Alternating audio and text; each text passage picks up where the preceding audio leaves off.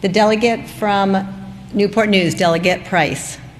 Yes, Madam Speaker, I rise for a point of personal privilege. Delegate Price, you have the floor. Thank you, Madam Speaker and members. As we have gone about the important legislative work this session, we have also heard moving points of personal privilege to celebrate Black history. My heart is full hearing the stories and knowing that people across the Commonwealth are learning about the history we hold dear. Even after this month is over, it will be important to continue to excavate the stories right here in Virginia of Black history being made every day. That's how we fight ill-conceived notions about Black people based in the hate akin to that allowed for the owning and brutalizing of other human beings. The more of us that know the truth of our collective history, the better. I shared a few words last weekend with the Old Dominion Bar Association, and some feedback has shown those words were helpful to some, so I wanted to share two of those thoughts here. First, Madam Speaker, I have a caution. I want to caution how we look back upon the people and the work of movements past. I encourage us to look at Black history through the appropriate time period's context. We should view historical figures as people who saw injustice and decided to act upon it. Then we can see how ordinary human beings can make extraordinary change. We must be cautious of deifying them, romanticizing their work, oversimplifying their journey, and comparing their journey to ours. When we glorify them, we take ourselves off the hook for doing the work every day. Barbara Johns, Evelyn Butts, Moses Grandy, Coach Christian, Nannie Helen Burroughs, and Senator Yvonne Miller never set out to be heroes. They set out to make change, to make things more fair, and you can do the same. And as we contemplate this, I want us to think about what do we see ourselves doing differently if we are to be our best selves and continue the work for justice.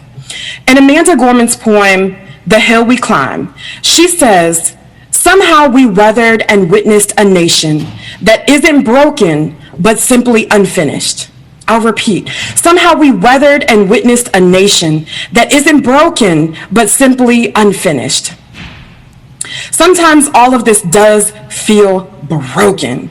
Watching domestic terrorists go home with bail, house arrest, or just even on their own personal recognizance, or even going on vacation, but Black folks from peaceful protests sat in jail waiting for their actions. Reading a report that shows that COVID-19 and the lack of rapid response to the pandemic last year has shortened the life expectancy of Black people.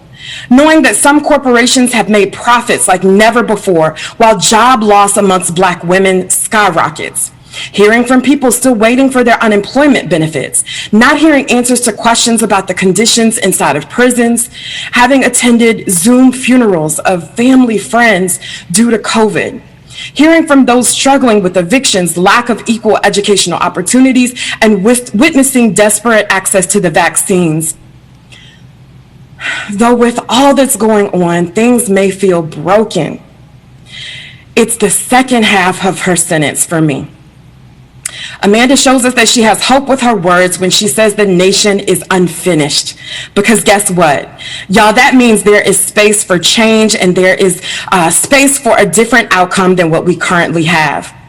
That means when we examine all that we've accomplished this session and how great we may think we are, it is incumbent upon us to remember that until the union is more perfect, justice is established, domestic tranquility is ensured, common defense is provided, general welfare is promoted, and the blessings of liberty are secured for all of us, all of ourselves and our prosperity. We certainly have unfinished business.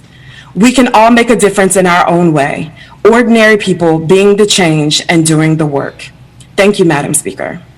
Thank you very much, Delegate Price. The delegate from Fairfax.